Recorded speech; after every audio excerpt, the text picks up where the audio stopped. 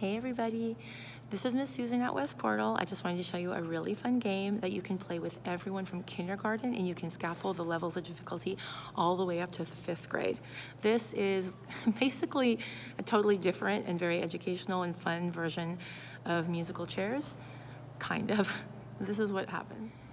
This is going to give kids a lot of agency and experience composing.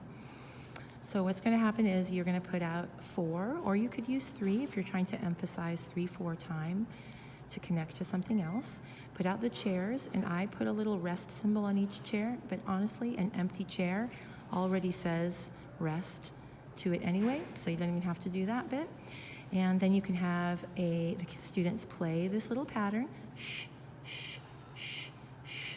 Then you have one student come and sit in a chair, and that student becomes a bass note. So then the kids would play a bass. They can bang on the floor or bang on their lap or say the word bass or do all of those things when the student's beat appears in the pattern. And that you can also, the next step is to have more students. Then they get up and go sit in a different chair, make a different pattern. For 1st and 2nd grade, I can introduce the 8th note, so you have a second student stand behind the student in the chair, creating in 2 8th notes. You can do the same once you get to maybe 2nd or 3rd grade. You can add triplets, 3 students, 16th notes, 4 students. Then, starting usually about 1st grade, you can actually add in melody.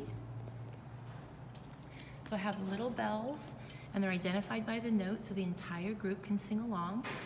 Each student in the musical chairs gets to come up and get a note and then come and sit back in their chair, and now they're actually going to play their note in the sequence and the entire group can sing along.